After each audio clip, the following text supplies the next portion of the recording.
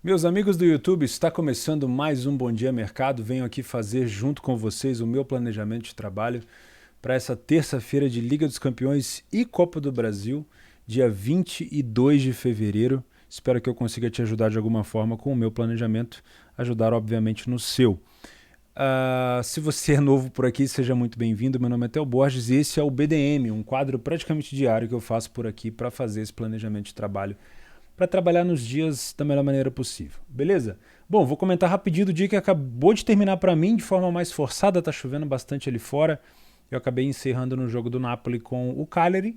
Foi um jogo onde eu consegui comentar com vocês lá no meu Telegram, inicialmente antes do jogo começar, que o Napoli tomou uma postura um pouco mais diferente em relação à escalação, usou o Pentanha e tirou o Vitor Osimhen, que já tinha voltado de lesão, que já estava disponível. O Lorenzo Insigne também não foi relacionado para o jogo, acho que teve uma lesão na coxa, e isso fez com que o mercado pré-live, pré-jogo, já tivesse uma pequena correção. E quando o jogo começou, o mercado tomou um grande susto com um Cagliari extremamente motivado, focado, brigando muito pela segunda bola, não deixava o Napoli respirar, não deixava o Napoli passar do meio campo. E a gente teve, nesse momento, para quem já fez o meu curso gratuito, quem não fez, eu convido vocês, eu deixo sempre o link aqui ou na descrição ou no comentário fixado, a gente teve uma correção de odd, que às vezes num dia, num sábado, num domingo cheio de jogos, às vezes a gente deixa passar a batida algumas situações como essa, mas é uma situação muito comum, que é quando o mercado espera uma coisa e o jogo apresenta outra no início do jogo e o mercado tem que se ajustar de maneira muito forte. Então a odd do Napoli era por volta ali de 1,70 e poucos, 1,80, e jogando daquele jeito, a odd do Napoli foi jogada para 2,20. Pensa bem, em 20 minutos, de exposição, em 9 minutos de exposição, pelo que eu contabilizei, eu fiz 20% da mistake de match odds e achei extremamente recompensador, tá? Acabei gastando um pouquinho desse lucro, fiz um pouquinho mais no segundo tempo em back ao Cagliari, depois gastei um pouquinho desse lucro tentando buscar o terceiro gol da partida, depois que o Napoli já tinha empatado, mas considerei um jogo muito bem trabalhado, não dava para ser diferente, foi um jogo muito claro em relação à leitura, tá? Então eu tinha aqui um possível back ao Napoli que não se confirmou de maneira nenhuma, não é porque eu coloquei aqui back que eu iria fazer o back. Acabei trabalhando em Leia ao Napoli, né? Tínhamos aqui o Leia pior equipe em campo. O Santa Clara tá jogando com o Portimonense, ainda tá. Acabou de marcar um gol enquanto eu tô fazendo esse programa. Foi marcar aos 44 minutos. Achei a odd do Santa Clara inicialmente a 2 muito baixa e essa odd estava quase a 3 já no momento desse gol. Eu fui conferir. E também tinha uma possível correção de preço aqui no Celta de Vigo, que nesse momento está empatando 0-0 com a equipe do Levante, e a odd está a 2,10. A odd do Celta de Vigo também começou muito baixa, por volta de 1,60, mas eu não consegui acompanhar esses jogos, tá? Olha, eu acabei de ver aqui a promoção da Betfair e eu já vou aproveitar para entrar nesse assunto com vocês, que é uma situação muito legal. Amanhã, dia 22 de fevereiro, começam de novo aquelas promoções da Libertadores de R$ 5 por dia durante algumas semanas, tá? Vai ser muito comum, a Betfair é patrocinadora oficial da Libertadores e da Copa Sul-Americana, então vai ser muito comum vocês receberem essa promoção de R$ 5 por dia, seja você cliente ou não. Então eu vou deixar o link aqui embaixo caso você não seja cliente para você aproveitar. Você pode usar de qualquer maneira. Geralmente nas Libertadores esses R$ 5 não é direcionado apenas para a opção criar aposta, e sim para qualquer coisa que você quiser fazer, tá bom? Então é bem legal, vou deixar o link aqui embaixo para você aproveitar. E também temos uma super cotação para o Chelsea vencer a partida contra o Lille, tá? Se você acredita, essa odd do Chelsea está por volta de 1,30, é uma super cotação bem generosa, afinal de contas o Chelsea joga em casa, tá bom? Então vamos lá, vamos falar sobre esses dias de hoje. Eu vou focar nos dois jogos principais que a gente tem aqui, que são os dois jogos da Liga dos Campeões. Posso até passar em alguma coisa na Copa do Brasil, mas vamos deixar um pouco mais focado nessa Liga dos Campeões. Temos dois cenários aqui diferentes. Um Chelsea extremamente favorito contra o Lille e um jogo extremamente parelho entre Vila Real e Juventus, ou Vigia Real e Juventus. Tá? Vou começar então com o jogo do Chelsea com o Lille. O Chelsea vai fazer o seu primeiro jogo no estádio dele, né? Depois de ser campeão mundial sobre o Palmeiras, depois venceu o primeiro jogo na volta para a Premier League, se eu não me engano, por 1-0. O Thomas Tuchel não gostou muito da exibição, disse que foi uma exibição sem brilho, né? O Chelsea, se eu não me engano, não vai conseguir contar com o Mason Mount nesse jogo contra o Lille, e é um jogador extremamente importante, aqui é dúvida, mas aparentemente no Flash Score já diz que ele não vai atuar, tá? E é um jogador extremamente importante, depois eu vou mostrar os dados aqui para vocês.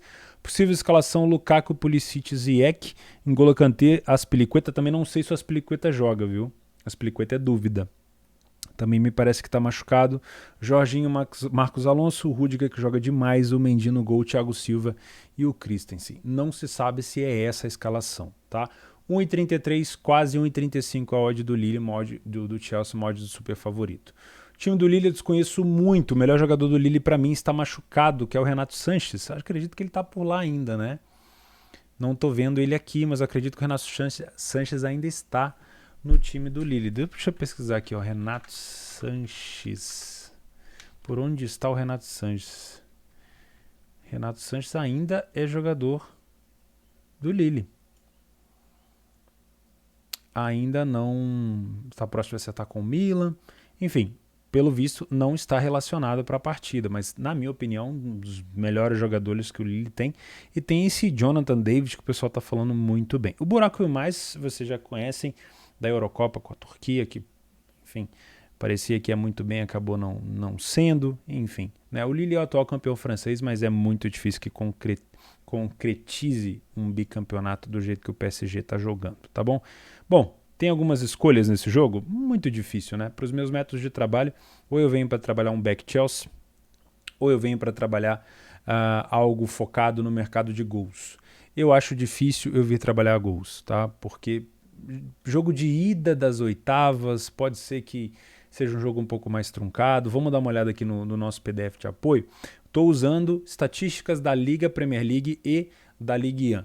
Então não considerem esses confrontos diretos, tá bom? Mas obviamente para a gente ver algumas características do time. O Chelsea é o primeiro a marcar em 67% dos jogos que faz em casa e ganha metade deles. Não é um número assim tão bom ultimamente, tá bom?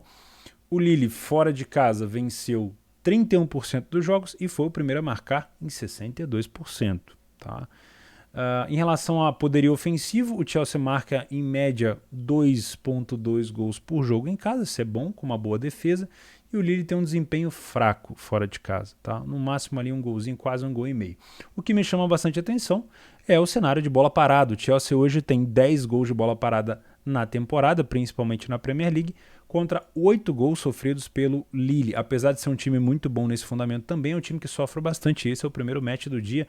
Já vou marcar aqui essa possibilidade de trabalhar alguma coisa a favor das bolas paradas do Chelsea, tá bom?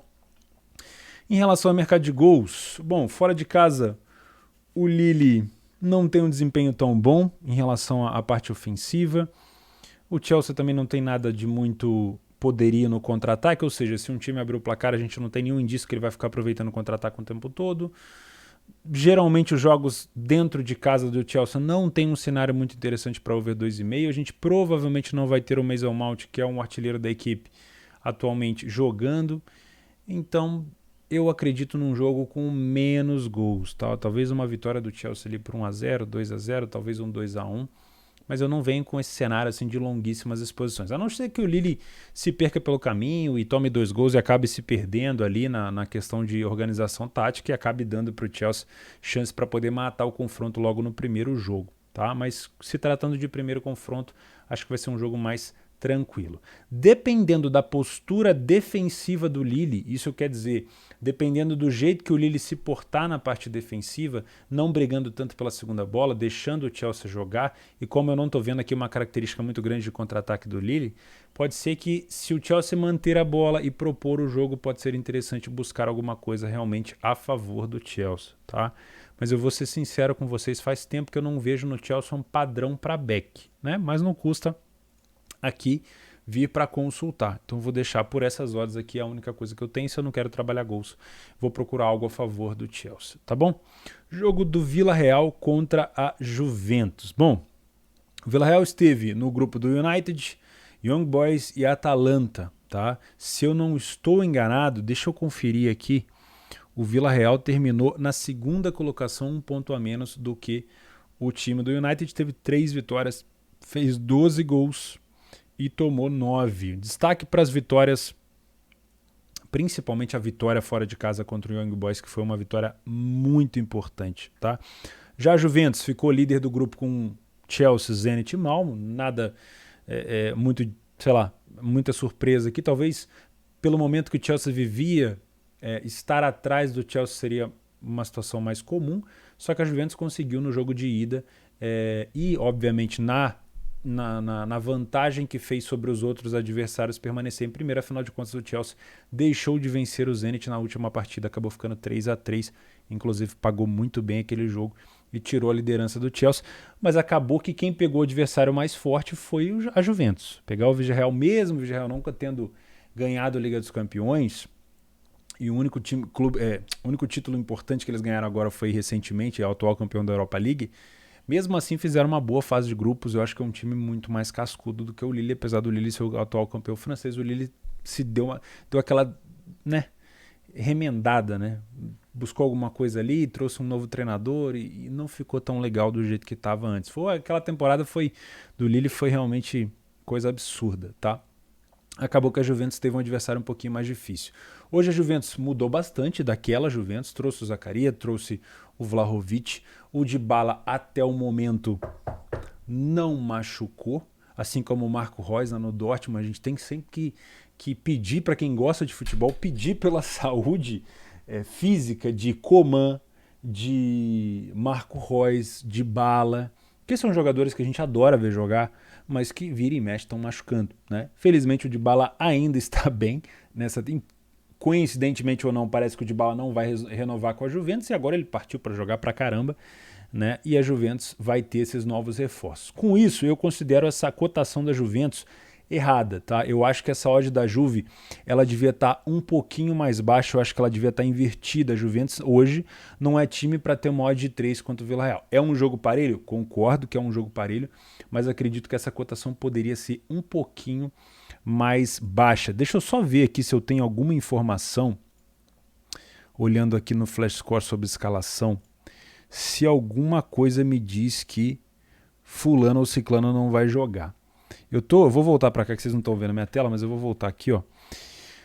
O Chiesa segue com a lesão no joelho. O Dybala nesse momento aqui tá dizendo que ele tá lesionado. Eu não tenho certeza, tá? O Dybala tá sempre assim, fala que tá lesionado, daqui a pouco ele joga. Por enquanto eu vi que ele deve jogar, vamos ver. O Pellegrini não joga, Rugani não joga. Bernardeschi, Bonucci e Chiellini. 3 zagueiros são dúvidas nesse time, tá? Isso é uma situação preocupante, tá bom? 3 zagueiros são dúvidas nesse time. Mas mesmo assim, se confirmar pelo menos o zagueiro jogando, o Dybala em campo e o Vlahovic, seria uma situação interessante a gente ficar de olho nesse possível leia a pior equipe em campo no Villarreal. Achei essa odd do Villarreal um tanto quanto baixa demais, tá? Sobre bolas paradas e estatísticas um pouco mais aprofundadas, vamos dar uma olhada aqui. O Villarreal dentro de casa sai primeiro em 54% dos jogos e vence também 54%. A Juventus marca primeiro em 62%. A Juventus não costuma falhar tanto em marcar fora de casa, o Villarreal também não falha muito dentro de casa. O ataque do Villarreal é melhor em casa do que o da Juve fora e a defesa se equipara bastante. Sobre bolas paradas, a Juventus não vem defendendo bem esse fundamento, já sofreu 7 gols nessa temporada e esse pode ser um calcanhar de Aquiles contra esse time do Villarreal, principalmente se aqueles zagueiros que eu citei, Chiellini, Bonucci e o De Ligt não jogarem. Um deles ou 2 deles seria até pior ainda. Então, cuidado. Antigamente a gente vinha para cá falando da boa bola aérea da Juventus e agora já é o contrário. A Juventus essa temporada não vem jogando tão bem. Uma característica que pode facilitar a vida do Villarreal é o gol de contra-ataque, porque pelo que eu estou vendo aqui, o contra-ataque do Villarreal é muito bom e se sair na frente a gente pode ter sim uma Juventus sendo exposta aqui às situações de contra-ataque do Villarreal. Mas lembrando que é jogo ida e volta, esse é o primeiro jogo e a tendência é que ele seja um pouco mais truncado, tá? O Villarreal não tem uma característica muito boa de over dentro de casa, não é que não faça gol, mas acaba tendo uma defesa sólida. Somente em 62% das vezes foram over 2,5 dentro de casa.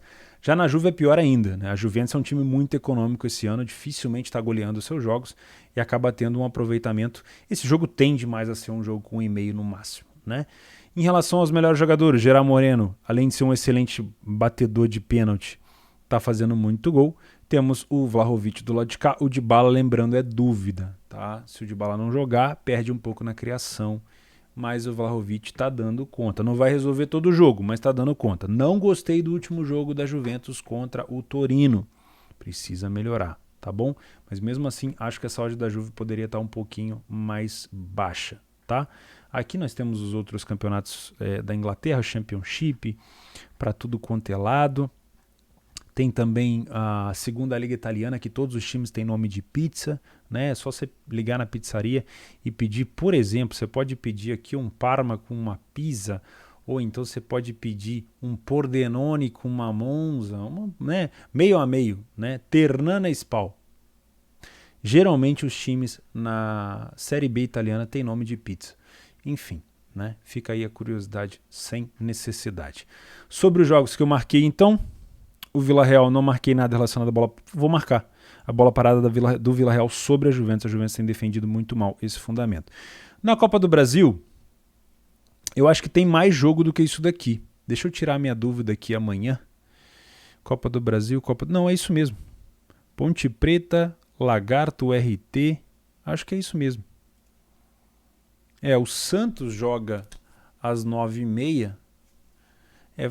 Olha, tá na fase inicial da Copa do Brasil, aquela bem no início. É muito difícil a gente ter liquidez para trabalhar esse jogo, tá? Um dos jogos mais importantes do dia, talvez o mais importante para um time brasileiro, é aqui a Copa Libertadores, o Fluminense fazendo o seu primeiro jogo contra o Milionários. Tá? Esse jogo é extremamente importante para o Flusão. Primeiro jogo da pré-Libertadores. Tem, lógico, passando pelo Milionários, a gente espera que passe.